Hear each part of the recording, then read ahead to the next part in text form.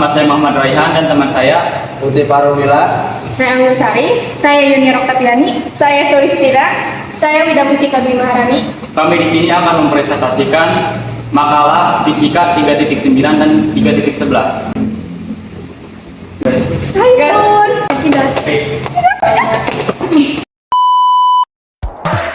그대와 함께 달려 Ready for action, let's go 저 건물을 찾으러 Pengertian sumber daya energi. Energi adalah suatu kemampuan untuk melakukan kerja atau dunia ini akan diam atau beku. Energi itu diperoleh melalui proses oksidasi, pembakaran zat makanan yang masuk dalam tubuh berupa makanan.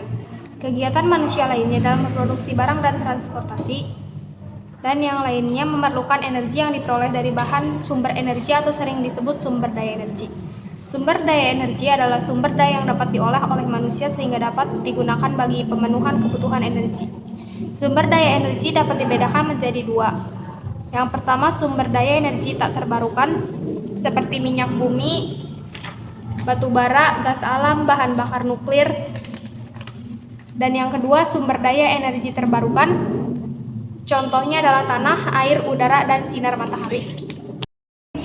Dampak keterbatasan energi dan penggunaan energi alternatif. Satu, dapat mengurangi ketergantungan terhadap pemakaian energi fosil khususnya minyak bumi. Dua, dapat menyediakan energi listrik dalam skala lokal regional. Tiga, mampu memanfaatkan potensi sumber daya energi setempat serta cinta lingkungan dalam artian proses produksi dan pembuangan hasil produksinya tidak merusak lingkungan hidup di sekitarnya. Berikut adalah contoh-contohnya dari energi alternatif. 1. Energi surya. 2. Energi angin. 3. Panas bumi. 4. Tenaga air. 5. Gelombang air laut. 6. Bahan bakar bio. 1. Dampak positif. A. Sebagai energi atau bahan bakar misalnya gas, minyak bumi, dan batu bara. B. Sebagai bahan berbagai jenis industri seperti industri pesawat, kendaraan bermotor, persenjataan, dan lain-lain. C. Untuk bahan konstruksi. D. Bahan untuk membuat perhiasan seperti emas, intan, dan lain-lain. 2. Dampak negatif. A. Kerusakan lingkungan pada lahan galian memberikan dampak berupa tingginya laju erosi. B. Lokasi perambangan kadang berada di tengah hutan sehingga merusak ekosistem hutan. C. Munculnya konflik sosial dalam penguasaan lahan pertambangan. D. Tercemarnya sungai dan wilayah perairan lain-lainnya oleh bahan-bahan kimia berbahaya dan beracun dari proses pengolahan hasil tambang.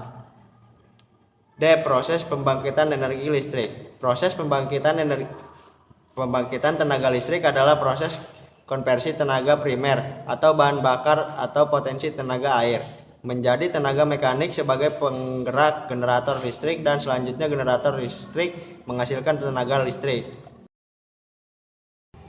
E. Kelengkapan pada pusat pembangkit. Kelengkapan pada pusat pembangkit listrik antara lain adalah 1.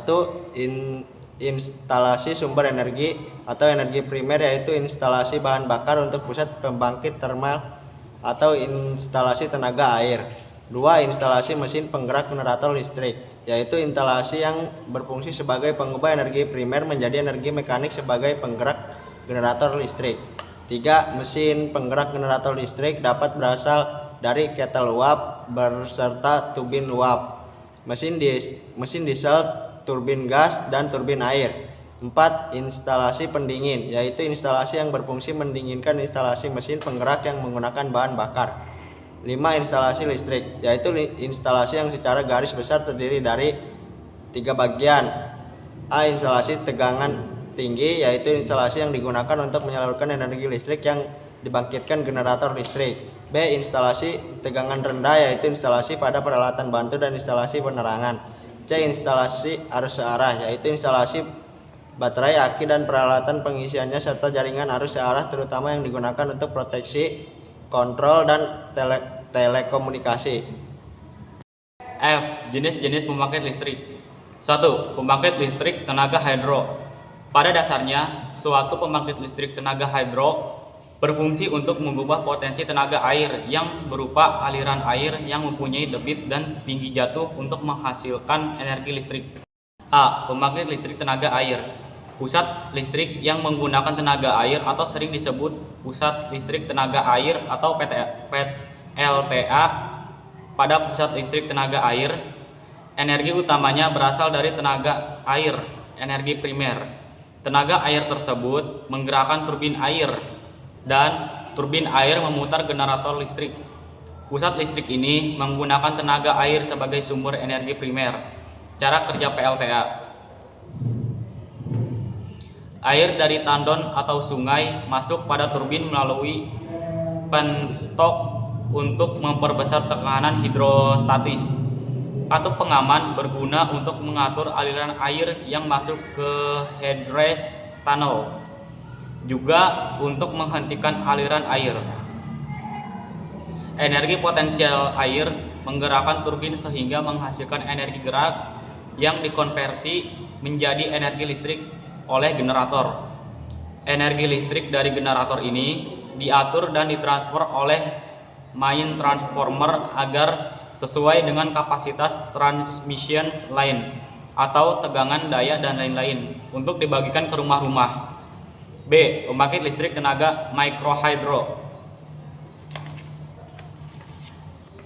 Pembangkit listrik tenaga mikrohidro merupakan suatu pembangkit listrik skala kecil yang menggunakan tenaga air sebagai tenaga penggeraknya, seperti saluran irigasi, sungai atau air terjun alam, dengan cara memanfaatkan tinggi terjunan head dan jumlah debit air. Perbedaan antara pembangkit listrik tenaga air atau PLTA dengan tenaga mikrohidro terutama pada dasarnya, yaitu pada besarnya tekanan listrik yang dihasilkan. PLTA di bawah ukuran 200 kW digolongkan sebagai mikrohidro. Dengan demikian, sistem pembangkit mikrohidro cocok untuk menjangkau ketersediaan jaringan energi listrik di daerah-daerah terpencil dan pedesaan. C. Pembangkit listrik tenaga pasang surut. Energi pasang surut atau tidal energi merupakan energi yang terbarukan. Prinsip kerjanya sama dengan pembangkit listrik tenaga air, di mana air dimanfaatkan untuk memutar turbin dan menghasilkan energi listrik. Energi listrik diperoleh dari pemanfaatan variasi permukaan laut, terutama disebabkan oleh efek gravitasi bulan, dikombinasikan dengan rotasi bumi dengan menangkap energi yang terkandung dalam perpindahan massa air akibat pasang surut. D. Pembangkit listrik tenaga ombak.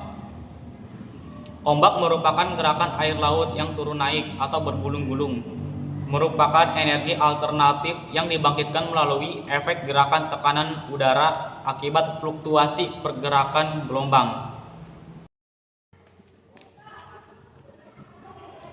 2. Pembangkit listrik tenaga termo. A. Pembangkit listrik tenaga uap.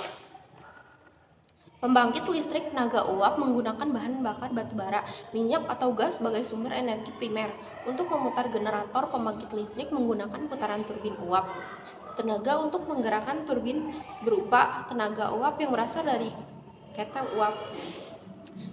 Cara kerjanya yaitu bisa dilihat gambarnya. Batu bara yang merupakan bahan bakar dipasok ke dalam tungku furnace. Di situ batu bara dibakar dan akan menghasilkan energi atau kalor. Selanjutnya energi tersebut akan dipindahkan ke air di dalam boiler F, di mana air kemudian akan mendidih dan berubah untuk menjadi uap A.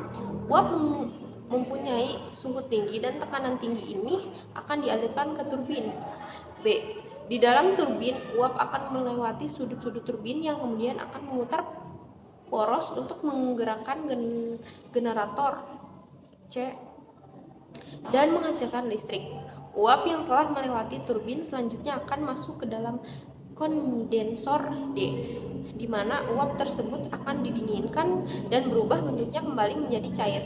Air dari kondenser selanjutnya akan dikembalikan ke dalam boiler dengan menggunakan pompa umpan E. Demikian seterusnya proses tersebut berlangsung berulang-ulang.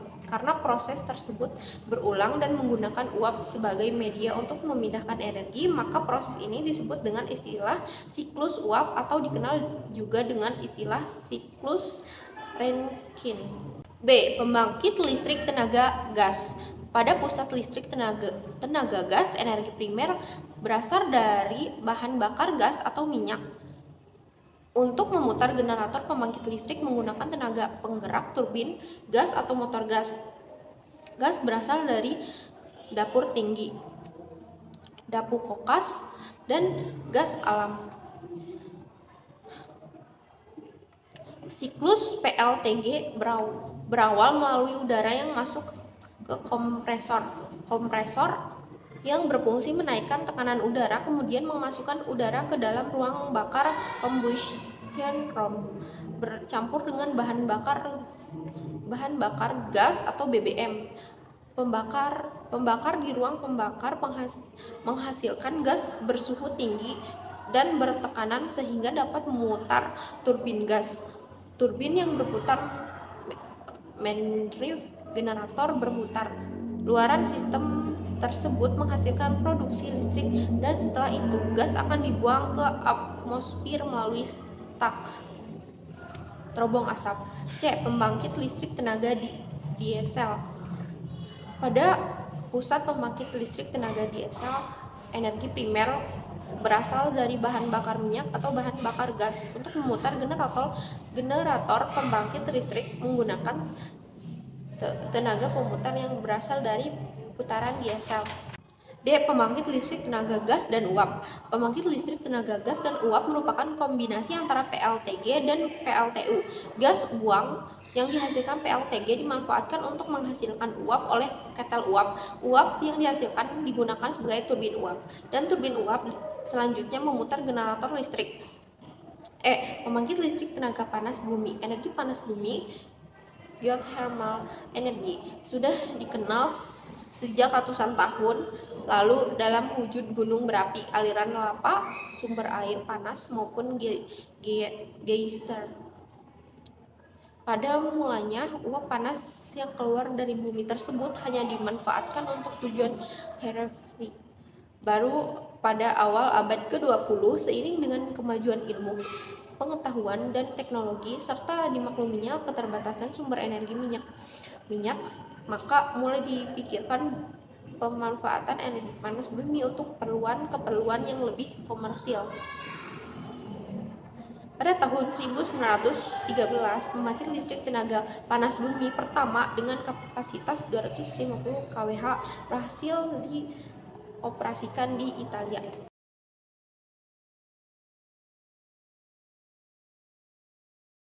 Cara kerja pembangkit listrik tenaga panas bumi. Air disuntikan ke dalam perut bumi di mana terdapat sumber panas alami melalui injektor. Air akan mengalami pemanasan dan menjadi uap bertekanan. C. Uap yang keluar masih mengandung air sehingga harus dilakukan pemisahan antara uap dan air pada separator.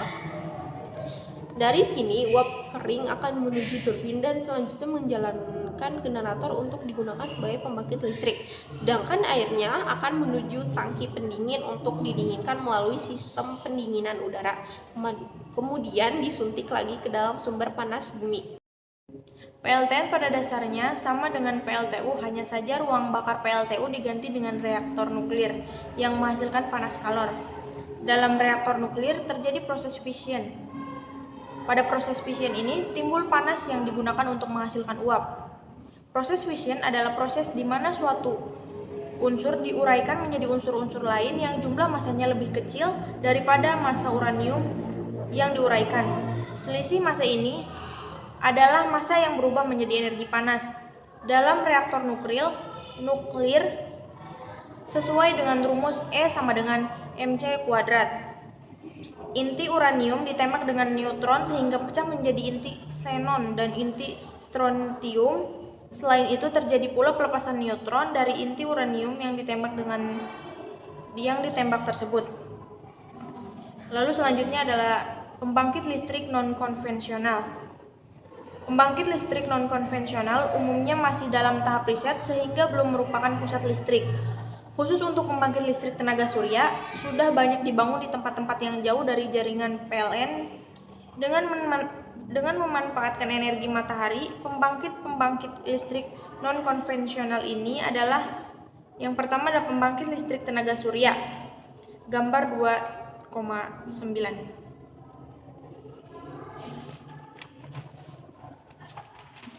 Pada prinsipnya, pembangkit listrik tenaga surya terdiri dari sekelompok fotosel. Sinar matahari menjadi gaya gerak listrik, atau kita bisa singkat GGL, untuk mengisi baterai aki. Dari baterai aki, energi listrik dialirkan ke pemakai. Pada waktu banyak sinar matahari, baterai aki diisi oleh fotosel. Tetapi pada saat malam hari, fotosel tidak menghasilkan energi listrik, maka energi listrik diambil dari baterai aki. Lalu selanjutnya ada pembangkit listrik tenaga angin. Ada gambar 12.10. Energi angin diubah oleh baling-baling atau turbin angin menjadi energi pemutar generator arus searah. Apabila tegangan generator cukup tinggi, relay tegangan akan menutup saklar pengisi baterai aki sehingga baterai aki diisi oleh generator. Apabila angin berkurang dan agar tidak terjadi aliran daya balik dari baterai aki ke generator, maka relay daya balik akan membuka saklar tadi. Pasokan daya untuk memakai diambil dari baterai aki. Sesungguhnya, tenaga angin ini termasuk tenaga surya secara tidak langsung. Karena baik angin lokal, misalnya angin darat dan angin laut, maupun angin planet, terjadi akibat pemanasan ke bumi oleh matahari secara langsung. Yang selanjutnya menimbulkan perbedaan suhu di antara tempat di permukaan bumi ini. Yang selanjutnya ada fuel cell atau sel bahan bakar. Sebagai bahan bakar adalah H2 dan O2 yang masing-masing dimasukkan ke kutub negatif anoda dan kutub positif katoda. Setiap kutub sifatnya berpori atau berlubang-lubang, dan di antara anoda dan katoda ini terdapat larutan KOH. Larutan KOH menghasilkan ion negatif OH-. Pada kutub negatif anoda berpori dengan gas hidrogen H2, akan bereaksi menjadi H2O dan melepas elektron E sehingga anoda menjadi elektron yang bermuatan negatif. Elektron-elektron ini kemudian mengalir ke beban dan sampai ke kutub positif katoda. Di katoda, elektron tersebut bertemu dengan oksigen O2 yang dimasukkan ke dalam kutub positif katoda sehingga elektron bersama O2 dan H2O. Dari larutan KOH menghasilkan ion negatif OH-, yang selanjutnya akan digunakan untuk menghasilkan elektron pada kutub negatif anoda seperti tersebut di atas. Larutan KOH tidak ikut bereaksi. Larutan tersebut hanya menjadi katalisator penghasil ion OH-. Sebagai elektroda dapat digunakan logam nikel dan platina. Sedangkan larutan selain KOH bisa juga digunakan larutan H2SO4 atau larutan H3PO4. Fuel cell telah digunakan dalam kendaraan ruang angkasa dan sedang dalam pengembangan agar pemakaian dapat diperluas. Dan diharapkan di masa yang akan datang dapat digunakan secara komersial sebagai sumber energi. Mungkin cukup sekian materi dari makalah fisika 3.11 yaitu yang berjudul keterbatasan energi dan upaya untuk mengatasinya. Apabila ada salah kata mohon dimaklumi, selebihnya